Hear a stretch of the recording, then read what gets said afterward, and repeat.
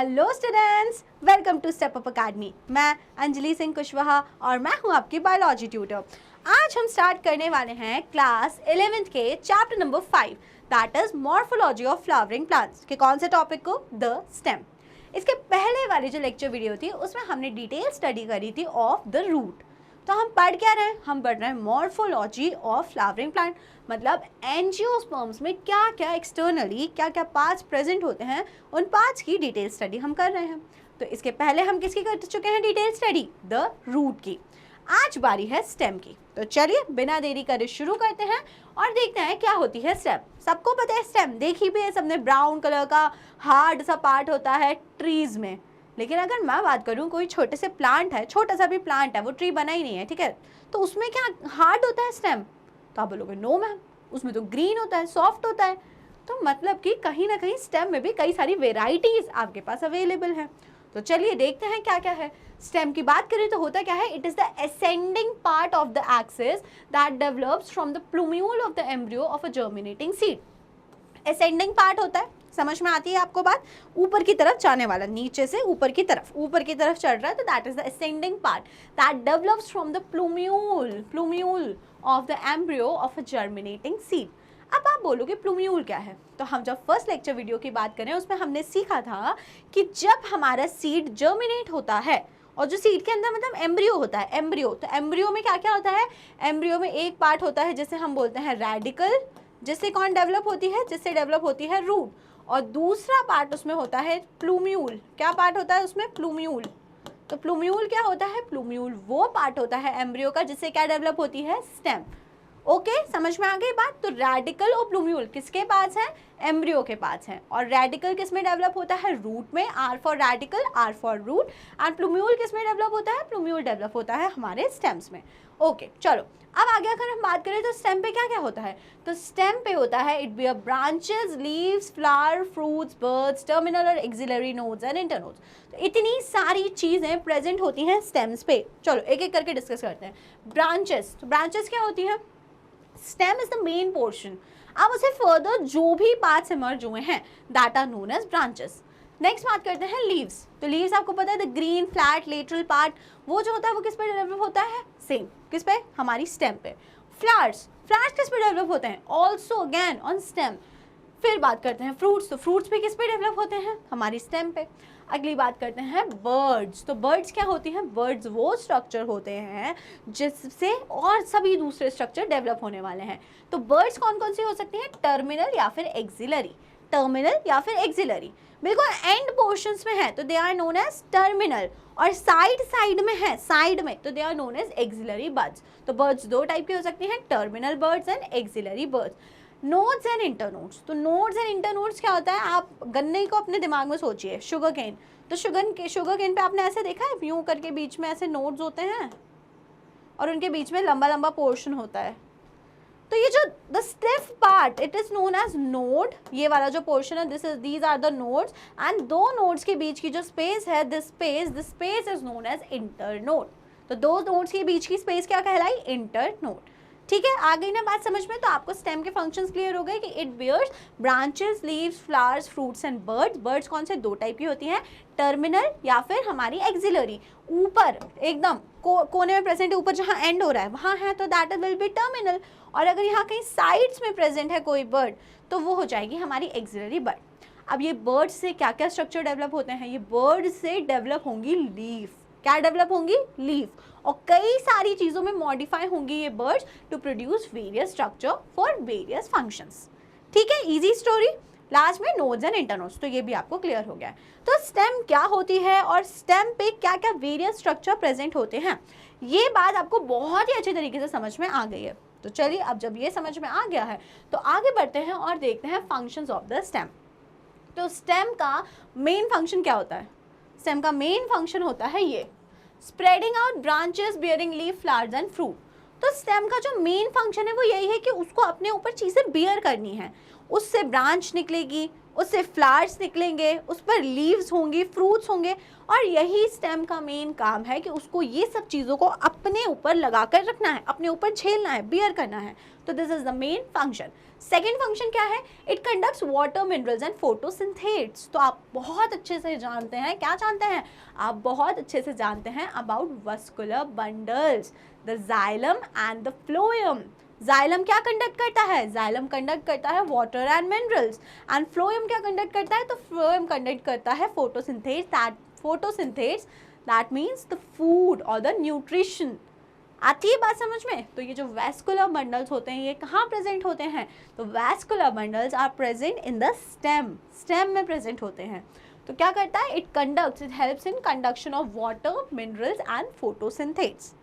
Third function देखते हैं, तो some stem helps in food storage, support, protection and vegetative propagation. और जो स्टेम है कुछ कुछ प्लांट्स में वो किस में हेल्प कर रही है? फूड स्टोरेज में। एग्जाम्पल सोचो जल्दी से। Very good, potato. अच्छा, पोटैटो और स्वीट पोटैटो में क्या डिफरेंस है बताओगे मुझे? पोटैटो में क्या होता है और स्वीट पोटैटो क्या होता है? दोनों क्या सेम है? दोनों ही क्या है? रूट हैं कि दोनों स्टेम है कि दोनों क्या है? चलो इस क्वेश्चन का answer end of the video में मैं आपको दूंगी। फूड स्टोरेज, सपोर्ट, प्रोटेक्शन में हेल्प करता है। ऑब्वियसली उसके ऊपर इतना थिक बार्क डेवलप होता है ब्राउन कलर का जो उसको प्रोटेक्ट करके रखता है, तो प्लांट उससे अल्टीमेटली वैस्कुलर बंडल्स और इनर टिश्यूज प्रोटेक्टेड रहते हैं। लास्ट में वो वेजिटेटिव प्रोपगेशन में भी हेल्प करता है। गुलाब की कमल लगा देते हैं ना, तो गुलाब की स्टेम की कटिंग करके उसको लगा दिया जाता है और उससे फिर न्यू प्लांट जो होता है वो डेवलप हो जाता है। तो वेजिटेटिव प्रोपगेशन। तो इतने सारे इंपॉर्टेंट फंक्शंस हो गए किसके? हमारे स्टेम के। तो स्टेम होता क्या है और स्टेम के फंक्शंस क्या होते हैं, इतनी चीज़ें हमने देख ली। तो अब जो हमने ये सब बातें देख ली हैं तो अब अगला क्या बचता है? अब अगला आता है मॉडिफिकेशंस ऑफ स्टेम। क्या आता है अगला? Modifications of the stem. तो जो स्टेम है वो 3 चीज़ों के लिए मॉडिफाई हो सकती है। कितने के लिए? 3। सबसे पहले जो स्टेम मॉडिफाई हो सकती है वो हो सकती है स्टोरेज के लिए। रूट्स भी स्टोरेज के लिए हो रही थी, स्टेम भी स्टोरेज के लिए मॉडिफाई हो सकती है।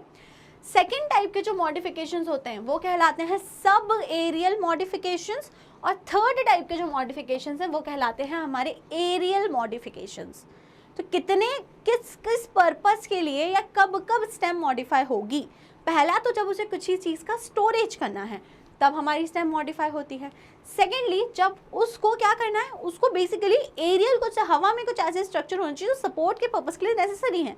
तो हवा में कुछ उसमें मॉडिफिकेशंस आ गए है ना, ऊपर वाले पार्ट में जो रहने वाले हैं, तो that will be known as aerial modifications. और सब एरियल मॉडिफिकेशंस क्या हो गए? कुछ डिफरेंट ही स्ट्रक्चर्स हैं, neither in the air nor in the ground, ultimately कुछ दोनों से कनेक्शन करते हुए, या फिर हो सकता है पानी में हो प्लांट तो उसको हेल्प करने के लिए। तो that will be included in sub aerial modifications.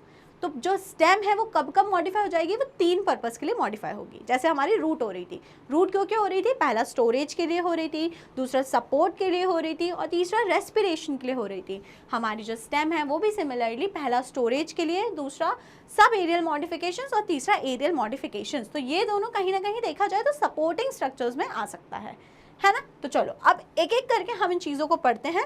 सबसे पहले हम पढ़ते हैं modification of stem for the purpose of storage. Storage के पर्पस के लिए स्टेम अगर मॉडिफाई हो गई, तो अगर स्टोरेज के लिए स्टेम मॉडिफाई हुई तो फर्स्ट स्ट्रक्चर जो होता है उसमें कहलाता है राइजोम।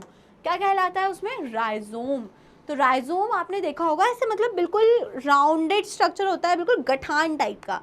आपने अदरक देखी होगी ना, जिंजर, आपने अदरक देखी है ना, तो अदरक जैसा जो रहता है ना बिल्कुल गोल गोल, उसमें नोड्स फॉर्म होती हैं, इंटर नोड्स फॉर्म होती हैं, तो वो क्या होता है? That is the stem. वो स्टेम है बट वो मॉडिफाई हो गई है किसमें? राइजोम में। क्यों मॉडिफाई हो गई है? ताकि वो फूड का स्टोरेज कर पाए। और किसी ने अगर कच्ची हल्दी देखी हो, टर्मरिक, कच्ची हल्दी जो आप येलो कलर की देखते हैं, दैट इज़ नॉट कच्ची हल्दी। तो अगर आपने कच्ची हल्दी देखी हो तो वो बिल्कुल ऐसी नोड्स और इंटर नोड्स बिल्कुल घूमी हुई सी, वो गठान टाइप की दिखती है। तो that is known as rhizome. क्या कहते हैं हम उसको? राइजोम कहते हैं।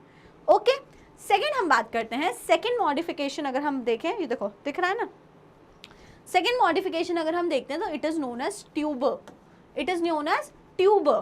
तो ट्यूबर क्या होता है? ट्यूबर भी कोई एक ऐसा स्ट्रक्चर है जो मॉडिफाई हो गया है फूड स्टोरेज के लिए। तो ट्यूबर का एग्जाम्पल हो जाता है पोटैटो।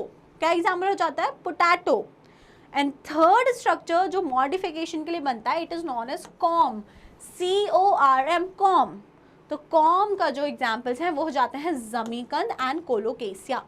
किस किस के लिए? जमीकंद एंड कोलोकेसिया। तो ये तीनों मॉडिफिकेशन कौन कौन से? Rhizome, tuber and com.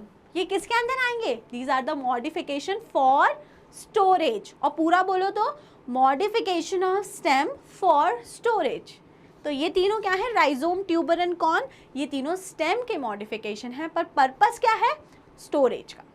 Okay चलिए, एग्जाम्पल्स भी आपको याद हो गए होंगे। राइजोम का एग्जाम्पल आपको याद रखना है जिंजर एंड टर्मरिक। ट्यूबर का याद रखना है आलू, गोल गोल होता है बढ़िया सा। और कॉम का एग्जाम्पल आपको ध्यान रखना है जमीकंद एंड कोलोकेसिया। चलिए ठीक है। They also act as organ of perennation to tide over condition unfavourable for growth.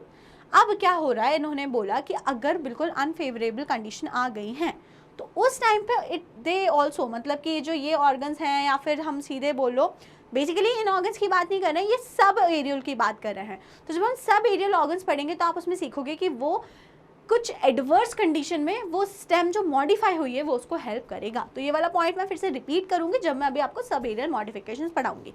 सबसे पहले आपको मॉडिफिकेशन फॉर स्टोरेज एकदम अच्छे से क्लियर हो गया होगा।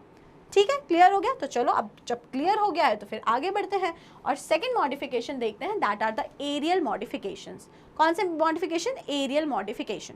तो एरियल मॉडिफिकेशन में सबसे पहले आ जाता है फाइलोक्लेड्स। क्या आ जाता है? फाइलोक्लेड्स। अब फाइलोक्लेड्स क्या होता है? तो देखो फाइलोक्लेड्स ये होता है कुछ ऐसी जगह है, फॉर एग्जाम्पल बहुत ज़्यादा वहाँ पे पानी नहीं है, राजस्थान हो गई सपोज, फॉर एग्जाम्पल राजस्थान हो गया, और कुछ अफ्रीका डेजर्ट हो गई, कुछ भी हो गया। तो मतलब कि पानी नहीं है, तो अब क्या करें? पानी नहीं है तो प्लांट फोटोसिंथेसिस में जो ज़्यादा पानी चाहिए होता है वो तो नहीं कर सकता। अब ऐसे में क्या होता है, सरफेस एरिया को करते हैं कम, क्योंकि जितना ज़्यादा सरफेस होगा ट्रांसपिरेशन से वाटर उतना ज़्यादा लॉस होगा। ट्रांसपिरेशन क्या होता है? जो स्टोमेटा से वाटर का इवेपोरेशन हो जाता है, that process is known as transpiration. तो हमने क्या करा? लीव्स को ही हटा दिया, उसमें लीव्स ही नहीं रहती। अब आप सोच रहे होगे कि मैम जब लीव्स ही नहीं रहती तो फोटोसिंथेसिस कैसे होगा? और फोटोसिंथेसिस नहीं होगा तो प्लांट तो मर जाएगा, कहानी ही खत्म हो गई। तो ऐसा नहीं होता। वहाँ पे जो स्ट्रक्चर डेवलप होता है that is known as phylloclade, जहाँ पर लीव्स को कर दिया रिड्यूस और जो स्टेम है वो अच्छी ग्रीन हो गई और उसमें आ गया क्लोरोफिल। तो स्टेम जब अच्छी ग्रीन हो गई और उसमें क्लोरोफिल आ गया तो क्या होगा? वो फंक्शन परफॉर्म करेगी फोटोसिंथेसिस का। समझ में आ गई बात? तो सरफेस एरिया भी कम हो गया, अब वाटर का लॉस भी नहीं होगा और फोटोसिंथेसिस भी हो जा रहा है, क्योंकि जो लीफ का काम था वो किसने टेक ओवर कर लिया है? वो स्टेम ने टेक ओवर कर लिया है। आगे आपको बात समझ? तो फाइलोक्लेड्स क्या होते हैं? It is a green flattened और fleshy cylindrical stem containing chlorophyll for photosynthesis. तो बेसिकली कैसी है? अच्छी ग्रीन हो गई है, फ्लैशी हो गई है, और उसमें है क्या? कौन सा पिगमेंट है? क्लोरोफिल पिगमेंट उसमें प्रेजेंट है। तो अब वो क्या कर पाएगा जब उसमें क्लोरोफिल पिगमेंट प्रेजेंट है? फॉर श्योर वो हेल्प कर पाएगा इन फोटोसिंथेसिस। ठीक है ना? Okay. Found in some plants of arid regions. अभी एरिड रीजन्स क्या होते हैं? एरिड रीजन्स वो होते हैं जहाँ पे पानी की कमी है, पानी बहुत कम है। समझते हो ना वो बात को? तो जब पानी कम है तो हमने क्या करा? पानी का लॉस ना हो इसलिए पत्तियां ही हटवा दी। ठीक है, ऐसे मॉडिफिकेशन की पत्तियां हट गई। अब पत्तियां हटी तो फोटोसिंथेसिस कौन करता? तो फोटोसिंथेसिस करने के लिए स्टेम ने खुद को मॉडिफाई कर लिया, किसमें? फाइलोक्लेड्स में, और उसमें आ गया क्लोरोफिल। अब वो कर लेगी फोटोसिंथेसिस का फंक्शन, और जब पत्तियां नहीं तो ट्रांसपिरेशन से वाटर लॉस भी नहीं होगा। ये भी हमारा, ये भी हमारा, दोनों वहाँ हमारे होगा। क्लियर हो गया? ठीक है। एग्जाम्पल्स की अगर बात करें तो एग्जाम्पल में सबसे पहले आता है ओपुंशिया। तो ओपुंशिया एक ऐसा फाइलोक्लेड है, मतलब उसमें एक ऐसा फाइलोक्लेड होता है जिसमें फ्लैट स्टेम होती है। कैसी स्टेम होती है? Flat stem. और अगर हम बात करें यूफोरिया, जो सेकेंड एग्जाम्पल है, इट्स एक्चुअली यूफोरबिया, है ना? यूफोरबिया। तो यूफोरबिया की अगर हम बात करें तो यूफोरबिया जो होता है उसमें सिलेंड्रिकल स्टेम होती है। तो पहला हो गया ओपुंशिया जिसमें फ्लैटन स्टेम है, सेकेंड इज यूफोरबिया जिसमें सिलेंड्रिकल स्टेम होती है। ये दोनों किसके एग्जाम्पल हो गए? फाइलोक्लेड्स के। पहला मॉडिफिकेशन किसमें? एरियल मॉडिफिकेशंस में। सेकेंड हम बात करते हैं टेंड्रिल। तो टेंड्रिल तो आप सबको ही पता होगा, देखा ऐसे राउंड राउंड वाला स्ट्रक्चर होता है, एकदम यूज टाइप का कुछ। अगर मैं आपको यहाँ ड्रॉ करके दिखाऊं तो एक ये स्टेम है, ऐसे रहते हैं ना बड़े सुंदर से ग्रीन कलर के यूँ स्पाइरल स्ट्रक्चर्स दिखते हैं। तो these structures are known as tendrils. अब ध्यान रखना है, स्टेम का मॉडिफिकेशन भी टेंड्रिल होते हैं और लीफ का मॉडिफिकेशन भी टेंड्रिल होते हैं। तो मतलब अब आपको अलग अलग एग्जाम्पल्स याद रखने हैं कि ये वाले प्लांट्स में स्टेम मॉडिफाई होकर टेंड्रिल बनी है और दूसरे जिसमें लीफ मॉडिफाई होकर टेंड्रिल बनी है, जो हम नेक्स्ट लेक्चर वीडियो में देखेंगे। आज के लिए हमें ध्यान रखना है कि स्टेम मॉडिफाई हुई है टेंड्रिल में, तो क्या होगा, slender and spirally coiled structure, slender and spirally coiled, ठीक है। स्पाइरली कॉइल स्ट्रक्चर होता है जो कि किससे डेवलप हुआ है, एक्सिलरी बर्ड से डेवलप हुआ है। तो again tendrils of stem are modification of, तो आंसर क्या हो जाएगा, आंसर हो जाएगा एक्सिलरी बर्ड। ओके तो हमारे जो क्या होते हैं, टेंड्रिल होते हैं एक्सिलरी बर्ड पे, जो टेंड्रिल्स होते हैं स्टेम के, वो किसका मॉडिफिकेशन है, एक्सिलरी बर्ड का मॉडिफिकेशन है। They help in plants to climb, और ये किन में होंगे टेंड्रिल्स, क्लाइंबर्स एंड क्रीपर्स। आपने पढ़ा है ना, जो क्लाइंबर्स होते हैं, क्रीपर्स होते हैं, हर्ब शब्द, अलग अलग वैरायटी होती है प्लांट की। तो जो क्लाइंबर्स होते हैं, जिनको ऊपर चढ़ना है, जो बेल वाले प्लांट्स हैं, उसमें प्रेजेंट होता है हमारा टेंड्रिल। एग्जाम्पल्स क्या क्या हो गए, गॉड्स, गॉड फैमिली पूरी, तो गॉड फैमिली में कौन कौन आ जाता है, cucumber, pumpkins, watermelon and last में ग्रेप वाइन्स, लास्ट में क्या आ जाता है, ग्रेप वाइन्स। तो आपको ध्यान रखना है ये एग्जाम्पल्स हैं जिनमें स्टेम मॉडिफाई हो गई है as a tendril, stem is modified into tendril. Okay clear हो गया। चलो तो हमने दो देख लिए एरियल मॉडिफिकेशन, पहला हमने देख लिया फाइलोक्लैड्स, दूसरा हमने देख लिया टेंड्रिल, तीसरा अब हम देखते हैं थॉर्न्स। तीसरा अब हम क्या देखते हैं, थॉर्न्स। तो थॉर्न्स मतलब कांटे। तो अभी तक आपने कुछ सोचा था कि कैक्टस पे कांटे होते हैं, तो ये कांटे कहाँ से आ गए, तो जो कैक्टस के कांटे होते हैं ना, वो लीफ का मॉडिफिकेशन है, लेकिन कहीं कहीं पे स्टेम भी मॉडिफाई हो जाती है इनटू थॉर्न्स, कांटे, ठीक है। तो जो स्टेम जो है जब वो थॉर्न्स में डेवलप होती है, तो woody straight and pointed structure developed from axillary bud. तो थॉर्न्स भी किससे डेवलप होते हैं, एक्सिलरी बर्ड से ही डेवलप होते हैं। ओके और ये थॉर्न्स अभी किसका मॉडिफिकेशन है, they are the modification of stem. तो आपको ध्यान रखना है टेंड्रिल और थॉर्न, ये स्टेम का भी मॉडिफिकेशन होते हैं और ये लीफ का भी मॉडिफिकेशन होते हैं। इतनी सी बात आपको ध्यान रखनी है। They protect plants from browsing animals. अब क्या होगा, देखो अगर पौधों में कांटे नहीं होंगे तो जानवर आएंगे वो खा जाएंगे, गाय बकरी भैंस वैस जो भी हर्बीवोरस होते हैं वो आएंगे और सारी पत्ती वत्ती सब खा जाएंगे और प्लांट खत्म, मर जाएगा। तो प्लांट से बचने के लिए डिफेंस मैकेनिज्म है, थॉर्न्स का प्रेजेंट होना एक तरीके से क्या है, डिफेंसिव मैकेनिज्म है प्लांट का, कि उसको एनिमल्स ना खाएं। और इसके एग्जाम्पल्स क्या हो जाते हैं, सिट्रस एंड बोगनविलिया। तो सिट्रस मतलब जो भी खट्टे फल होते हैं ना, उसमें प्रेजेंट होते हैं कांटे, और दूसरा बोगनविलिया का अगर आपने देखा होगा प्लांट, तो उसमें भी कांटे होते हैं। तो जो सिट्रस और बोगनविलिया के कांटे हैं वो किसका मॉडिफिकेशन है, वो स्टेम का मॉडिफिकेशन है। कौन सा मॉडिफिकेशन है स्टेम का, एरियल मॉडिफिकेशन है स्टेम का। तो हमने पहला पढ़ा स्टोरेज के लिए, जिसमें हमने पढ़ा rhizome, com and tuber. Second हमने पढ़ा एरियल मॉडिफिकेशन, जिसमें हमने पढ़ा क्या क्या, फाइलोक्लेड्स। सेकंड हमने क्या पढ़ा, टेंड्रिल। एंड थर्ड हमने पढ़ा थॉर्न।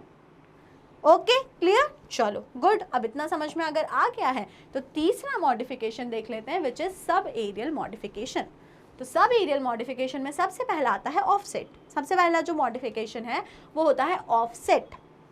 क्या होता है offset, it is a lateral branch with short internodes and each node bearing a rosette of leaves and a tuft of roots। अगर आप डायग्राम देख पा रहे हो तो this is exactly a offset. Lateral, Sidhi branch नहीं, अब की बार लेटरल ब्रांच है, this is the lateral branch, ये जो बीच में है। और अब इस पे हो क्या रहा है, अब जब लेटरल है ब्रांच तो इस पे क्या प्रेजेंट होंगे, नोड्स प्रेजेंट होंगे और इंटरनोड्स प्रेजेंट होंगे, होंगे कि नहीं होंगे। तो हर एक नोड पे क्या हो रहा है, हर एक नोड पे लीव्स अरेंज हैं ऊपर और नीचे गुच्छा प्रेजेंट है रूट्स का, पानी में है। पहली बात, ये कौन से हैबिटेट में होता है, ये एक्वेटिक प्लांट्स में होता है ऑफसेट जनरली। किसमें देखने को मिलता है, एक्वेटिक। तो आप खुद सोचो ना, एक्वेटिक प्लांट्स में अगर सीधा प्लांट होता और नीचे रूट्स होती तो वो जो है वो प्लांट ज़्यादा दिन तक पेरिश ही नहीं कर पाता।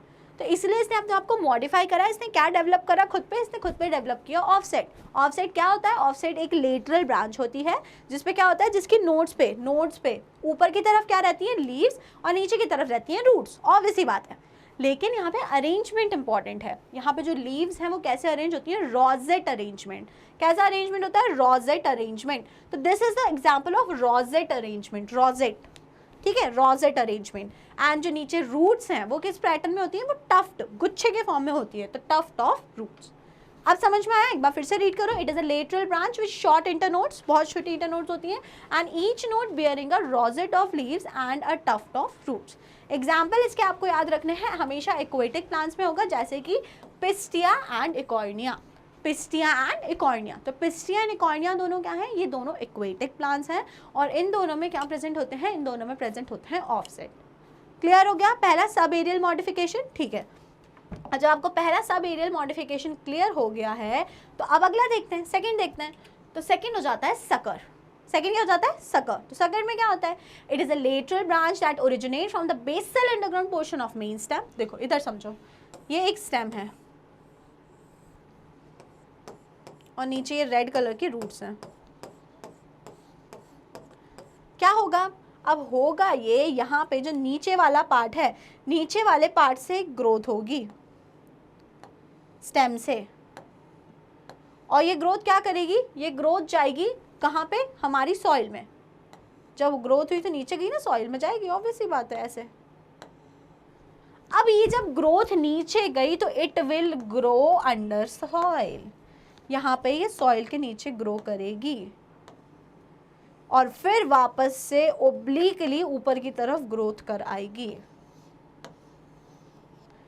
तो क्या होते हैं सकर्स? ये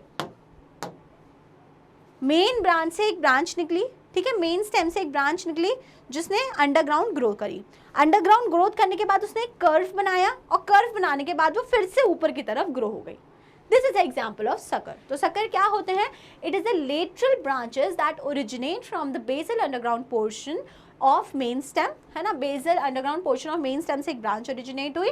it grows horizontally beneath the soil. Soil के नीचे वो ग्रो करती है, and come out obliquely upward giving rise to leafy shoots. और वहां से निकल के फिर से ऊपर आ गई और अब उस पर लीव्स डेवलप हो जाएंगी. This is an example of sucker. किसका एग्जाम्पल है ये? Sucker.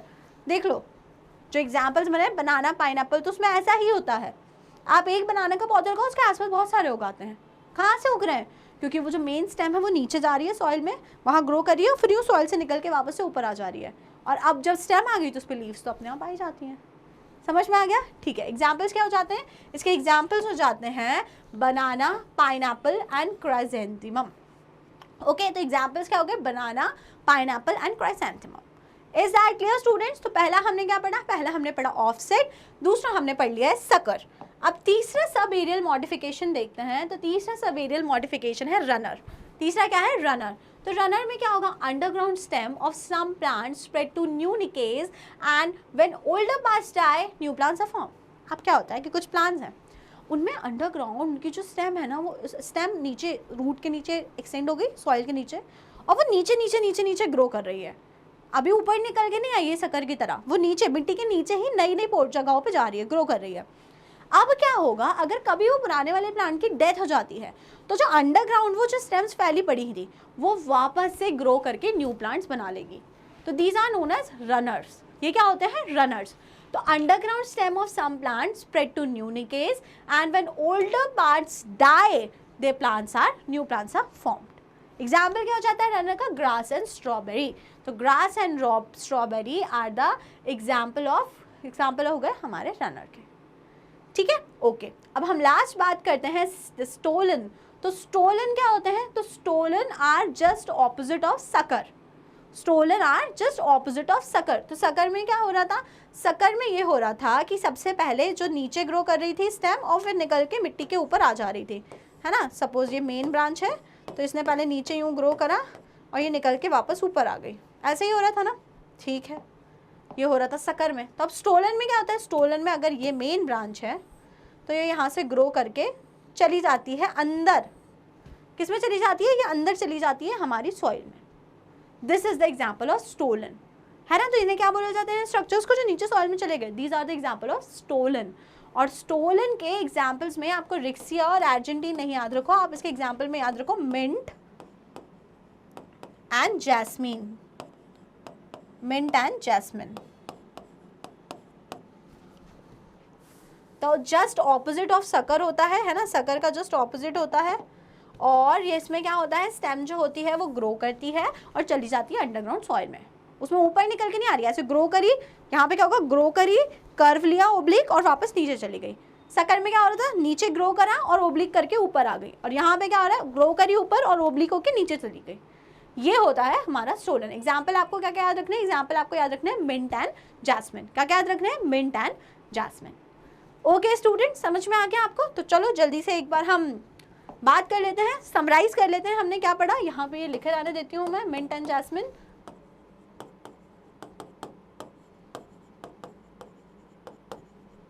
Mint and jasmine.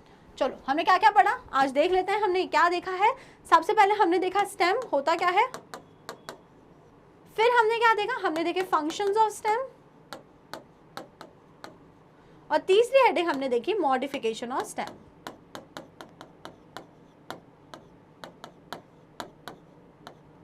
Modification of stem, जिसमें हमने 3 मॉडिफिकेशंस देखे, aerial, sub aerial and for storage, और उसमें भी हमने उसके वेरियस स्ट्रक्चर्स देखे। ओके, समझ में आ गया? अगर आपको कोई भी डाउट होता है तो आप अपने डाउट्स को फटाफट से कमेंट सेक्शन में पूछ लेंगे। आपको वेट नहीं करना है ना, कि नहीं अब हम बाद में पूछेंगे, रहने दो नहीं पूछ रहे, जो भी कुछ ऐसा है। ठीक है, तो that is all for today students, है ना? आपको समझ आएगा, बहुत ही इजी सा पार्ट था। अब जो नेक्स्ट लेक्चर वीडियो होगा उसमें हम पढ़ेंगे detail lecture about the leaves. तो अगर वीडियो पसंद आई है तो वीडियो को जल्दी से कर दीजिएगा लाइक, और स्टेप अप अकेडमी को कर लीजिए subscribe. Thank you and keep watching.